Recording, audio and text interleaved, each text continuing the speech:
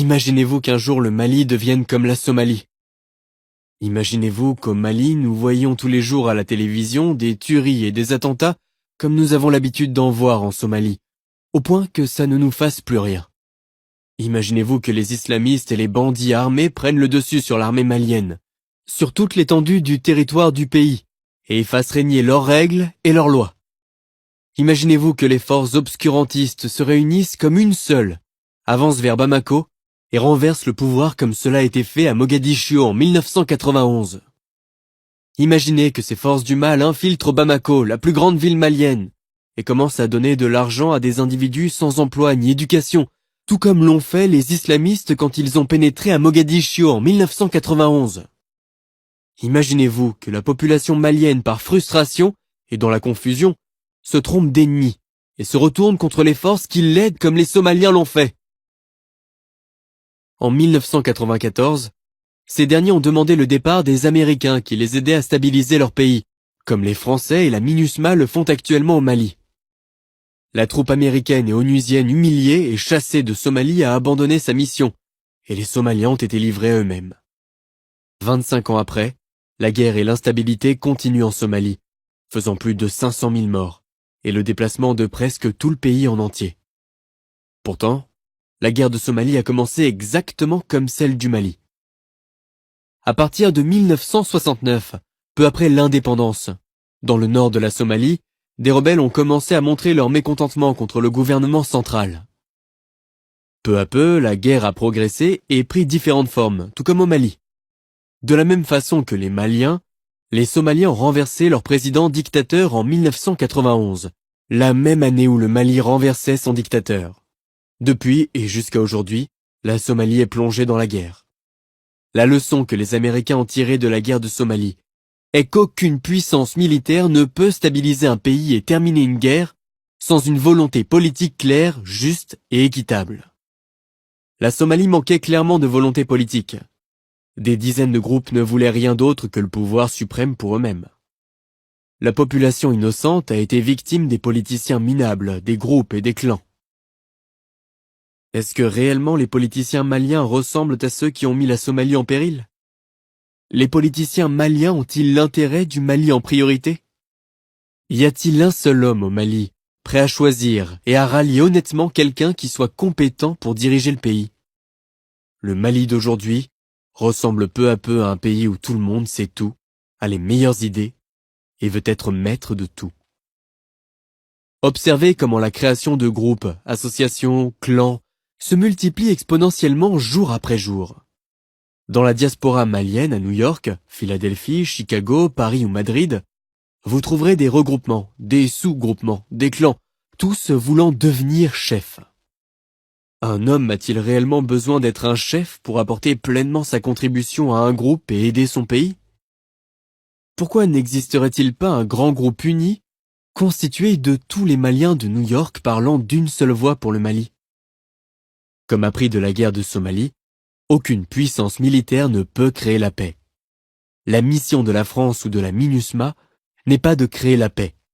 Sa mission est de créer la piste de la paix. Elle ne peut que mettre le pays sur le chemin de la paix.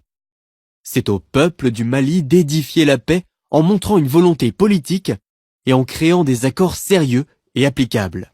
Une constitution modifiée dans l'intérêt général et pas dans celui des dirigeants du pays et de leur famille. Chaque peuple est différent et unique dans sa culture et son histoire. Prenons l'histoire de la Révolution américaine par exemple. Il y avait 13 colonies qui fonctionnaient toutes comme des pays séparés, chacune avec leur système indépendant.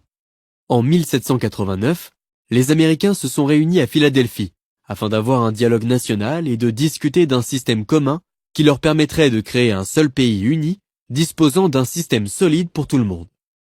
Après des mois de dialogue franc et sincère, une constitution a été créée, ainsi qu'un système de gouvernance robuste fondé sur la justice et l'équité. Voici la première phrase de la Constitution américaine appelée le préambule. Nous, le peuple des États-Unis, en vue de former une union plus parfaite, d'établir la justice, de faire régner la paix intérieure, de pourvoir à la défense commune, de développer le bien-être général et d'assurer les bienfaits de la liberté à nous-mêmes et à notre postérité, nous décrétons et établissons cette constitution pour les États-Unis d'Amérique. Le président élu lors de la conférence de Philadelphie est devenu le premier président des États-Unis. Il s'agit de George Washington, qui a accepté de travailler sans salaire et n'a même pas fait 2 mandats. C'est ça qu'on appelle un pays d'abord. 200 ans après, les Américains ne connaissaient que le transfert pacifique du pouvoir. Aujourd'hui, les États-Unis d'Amérique sont constitués de 50 États. C'est la plus grande démocratie du monde, qui a compté 45 présidents dans son histoire sans aucun coup d'État. Tous les indicateurs montrent que c'est le pays le plus puissant militairement et économiquement. Posons-nous la question. Si en 1789, 13 différents pays se sont parlé et se sont mis d'accord pour créer une seule nation, comment un seul pays dont les régions ne peuvent pas se parler pourrait-il former une nation respectueuse, solide, juste et équitable? Maliennes et Maliens, voulez-vous traîner le Mali dans la guerre pendant des années comme l'a fait la Somalie? Oubliez vos luttes et vos positions pour sauver le Mali avant tout, et pour éviter le chaos et l'anarchie à vos enfants et petits-enfants. Le débat contradictoire au nom de la patrie fait partie de la démocratie, et cela est normal. Cependant, est-il si important de montrer qui est le plus fort en français et qui écrit mieux sur Twitter? Qui est le meilleur vidéoman? Qui est bon ou mauvais musulman? Qui a créé le meilleur slogan? Qui vient du nord ou du sud? Qui est de quelle ethnie? Ce qui unit tous les Maliens est le Grand Mali. Et il est en train de sombrer devant les Maliens et le monde entier. Arrêtez les discussions qui vous divisent et faites face à l'ennemi commun, la mauvaise gouvernance, les séparatistes et les fanatiques religieux. Unissez vos forces pour une meilleure éducation pour vos enfants, pour une armée forte, pour une économie prospère, pour la paix et la sécurité au Mali. Tous les autres combats politiques et idéologiques pourront se faire après que le pays sera devenu stable. Comme précédemment mentionné, quand un pays fait face à une situation aussi complexe que celle du Mali, il a besoin des grands hommes pour sa survie. Qui et où sont ces grands du Mali? Donnez-vous la main pour bâtir une union comme il est dit dans ce passage de l'hymne national du Mali.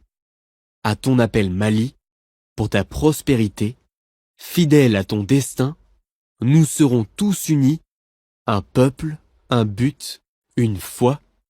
Notre combat sera unité. Qu'Allah bénisse le Mali, et que le dialogue national soit un succès total pour un retour définitif de la paix au Mali. Qu'Allah éloigne du Mali ce que vit la Somalie. Vive le Mali, vive la paix au Mali.